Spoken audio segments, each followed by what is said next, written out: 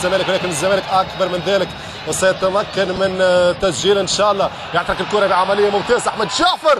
جول جول جول جول جول جول صاروخ ارض جو من احمد جعفر، يعني يعبر فيه عن اذاعته ربما لبعض الفرص. ماذا يجري لاحمد جعفر؟ على كل يسجل اولى الاهداف، يسجل اولى الاهداف احمد جعفر في هذه العمليه الاخيره. يطلب التغيير، يعني حسب ما فهمت من هذه العمليه انه احمد حازم امام كان سيعوض احمد جعفر، ربما بعد الهدف جورفان فييرا يقول خليه يقعد احمد جعفر، لكن احمد جعفر يطلب التغيير.